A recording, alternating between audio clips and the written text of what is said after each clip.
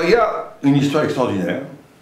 Une fois, il y avait un grand Rosh Yeshiva, un grand tzaddik, au temps du Baal Shem Tov, qui disait à l'époque, il y avait une marloquette comme jusqu'à aujourd'hui d'ailleurs, elle est beaucoup plus aujourd'hui au Hashem feutrée, mais il y a toujours une discussion entre ce qu'on appelle les Litaïm et les Chassidim, entre le monde, on va dire, des Yeshivot, pour dire les choses globalement, et le monde de la Chassidut.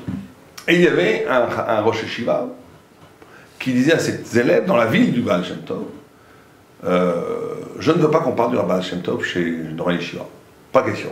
Bon, les Talmudim, écoutez, c'est un très grand rab, un grand tzaddik, le rab.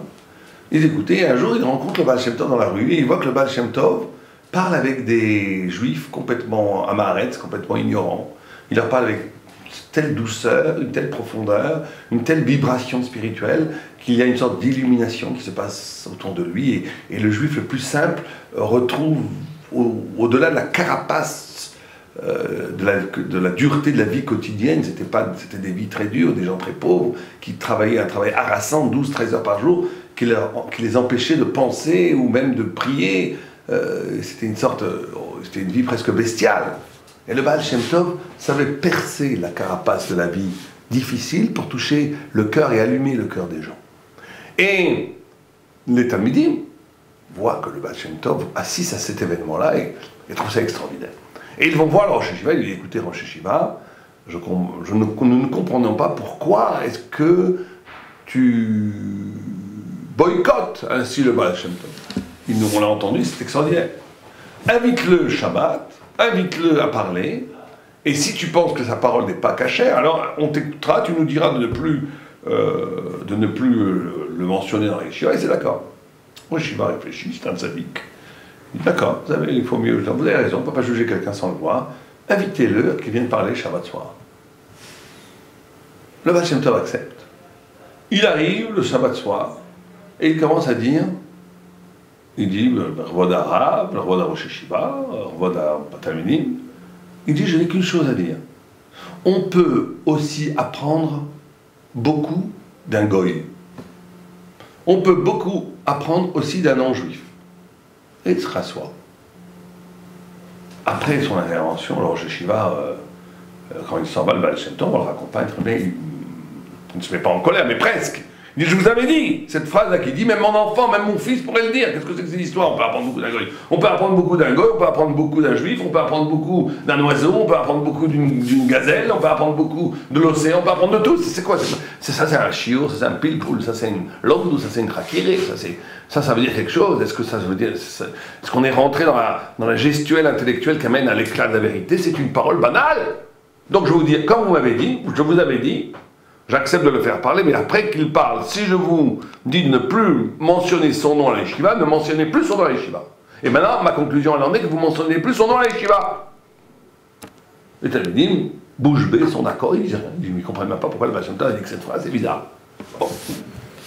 Le yeshiva, il rentre chez lui, et en marchant, un charretier, un aiglon, on dit en hébreu, un charretier, c'est quelqu'un qui a une carrosse, fait un mauvais virage, tous ses paquets tombent par terre, et c'était un goy, et il demande au Baal Shem Tov, il lui dit, il demande au Rosh Yeshiva, est-ce que tu peux m'aider, parce que vous pouvez m'aider à ramasser. Alors, il n'a pas eu du tout envie de l'aider, il est un peu fatigué, il dit, écoutez, je suis un peu vieux, je suis un peu fatigué, non, en plus c'est pas pour un kavod d'un Rosh Yeshiva de ramasser les choses dans la boue. Il dit, non, je peux pas, il passe son chemin. Et le goy, avant qu'il passe son chemin, lui dit, c'est pas que tu ne peux pas, c'est que tu ne veux pas. Bon, le Rosh Yeshiva, il passe, il est d'accord.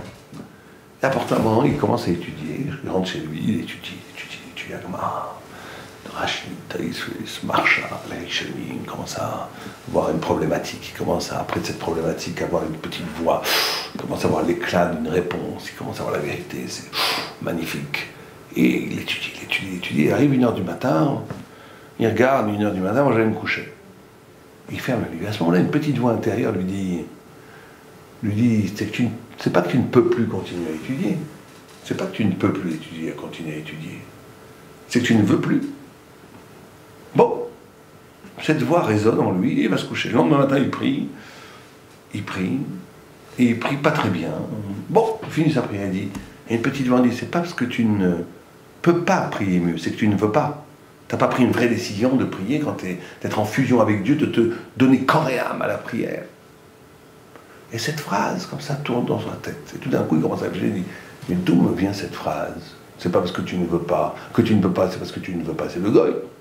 Et j'ai rencontré ce goy juste après que, le lendemain, parce que c'était Shabbat, donc forcément le lendemain, après que le Baal Shem Tov ait dit cette phrase qui paraissait banale, et qui en vérité a changé ma vie. À partir de ce moment-là, ce Rosh Hashiva a une exigence par rapport à lui, il arrivait à des sommets spirituels et intellectuels énormes, il n'arrêtait jamais quelque chose si ce n'était pas au bout de l'épuisement, il n'y a pas de faux prétexte. Et il est devenu un immense vétéran, et on dit qu'il est devenu un chassid, on ne rentre pas ici dans la discussion, chassid ou pas, ça nous intéresse pas. Ce qui nous intéresse, c'est cette histoire. Et on peut apprendre ici trois choses fantastiques en vérité, extraordinaires. Une première chose, c'est le Baal Shem Tov lui-même. Imaginez quelqu'un qui est porteur d'une vérité, qui est refusé, pas par des idiots et des imbéciles, qui est refusé, entre autres par le Gaon de Vilna, qui est le plus grand rabbin, peut-être un des plus grands rabbins de tous les temps. Imaginez que vous êtes porteur d'une vérité, et que vous êtes vous-même un être éminemment spirituel, et que cette vérité n'est pas acceptée par une partie de la vérité, on va dire comme ça. Et que vous avez l'occasion, pour une fois, de l'exprimer, de vous justifier face à une assemblée de gens qui représentent cette vérité qui n'est pas acceptable. Qu'est-ce qu'on ferait? On ferait tout pour être convaincant. Et c'est là peut-être l'enseignement le plus cardinal. Personne n'est là pour parler de la grandeur du Baal Shem Tov, du Gaon de Vilna. Ce sont des montagnes immenses, on ne sait même pas de quoi on parle. Mais bon, mais nous, ce qu'on peut apprendre, en tous les cas, nous, de ça, c'est que ne jamais être, que l'attitude ne doit jamais être à la hauteur des expectations. Ça veut dire que moi, je sais que j'ai une vérité, je l'ai, elle est en moi, je la dis. Maintenant, j'ai une possibilité que cette vérité ait un plus grand écho, que tu vas plus d'efficacité dans le résultat. Si ça va modifier mon rapport de sagesse, de quiétude, va modifier mon rapport de anava, d'humilité, mon rapport de confiance en Dieu. Non, je dis juste une phrase qui a peut-être une chance de percer le cœur de quelqu'un, c'est tout. Ça suffit.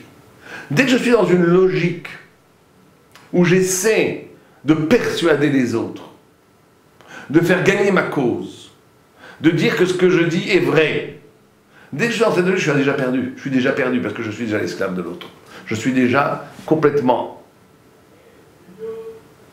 instrumentalisé, réduit plus bas à celui que je m'adresse. La hauteur du tzaddik, la hauteur de l'être spirituel, c'est d'être à un niveau où tu gardes ta poétique intérieure, tu gardes ta vérité et t'en fais passer un peu. Ça a un affect, ça n'a pas d'affect. À la limite, c'est plus ton problème, c'est le problème de Dieu. C'est le problème des autres, c'est le problème de ce qui va se passer dans ma vie.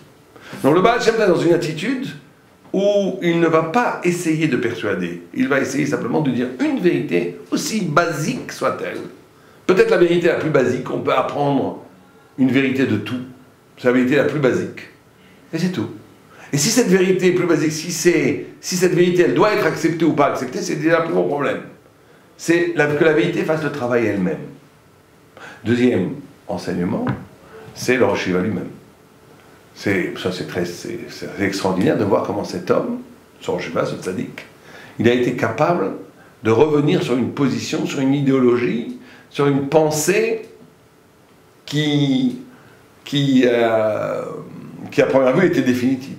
C'est-à-dire que là, il faut apprendre, nous on doit apprendre de ça, que quand on a des interrogations philosophiques, religieuses, spirituelles, des pensées, il faut être capable de voir dans les événements de la vie une réponse à nos interrogations. Une réponse ou plutôt une contradiction à nos convictions qui des fois sont fausses. Il ne faut pas se boucher les yeux des messages divins qui sont autour de nous. Il faut être capable de les traduire en Torah, C'est ce qu'a fait ce Rosh Hashiva. Il a été capable de traduire ces événements qui sont passés. C'est vrai, assez miraculeux, parce que juste après qu'il dit que le Baal Shem Tov avait dit on peut apprendre même d'un goy. Juste à ce moment-là, le goy lui dit une phrase, c'est parce que tu ne peux pas, c'est parce que tu ne veux pas, c'est sûr qu'il y a un signe de Dieu. Et on voit aussi là la prophétie, la force prophétique du Baal Shem Tov, c'est sûr. Mais il n'empêche que quelqu'un aurait pu dire bon, et alors? Et troisième enseignement, qui me paraît très très important aussi, même s'il a l'air peut-être plus petit, c'est le troisième acteur, c'est l'acteur des Talmidim. On voit qu'un Talmud, de cette extraordinaire histoire, nous fait montrer comment le Talmud, les Talmidim, les élèves, étaient en même temps à l'écoute de leur Rosh Yeshiva, ils étaient complètement à son écoute, ils étaient prêts, mais Shoaban, ils étaient prêts à écouter ce qu'ils disent, à aller jusqu'au bout à le suivre, mais ça n'empêchait pas une ouverture, une curiosité hors de leur mur, de leur enceinte de leur yeshiva. Ça veut dire, quand je dis enceinte de la yeshiva, ça veut dire hors de leur monde idéologique. Or aujourd'hui, on assiste malheureusement à des cloisonnements, où quelqu'un pense d'une certaine façon, c'est tout, il n'y a rien d'autre qui existe. Il n'est pas capable de voir ailleurs que dans la maison dans laquelle il est. Or, c'est très mauvais. La Torah, elle est que j'ai des convictions, je fais partie de Beth Hillel, mais c'est pas pour ça que je n'écoute pas Beth Shammai. Beth Shammai a quelque chose à me dire aussi. Je fais partie de Beth Shammai, mais c'est pour ça que je n'écoute pas Beth Hillel, etc. Donc il y a cette notion-là où le radicalisme de la vérité ne doit pas nous rendre idiots. Le radicalisme de la vérité doit nous rendre radicalement fidèles à une vérité.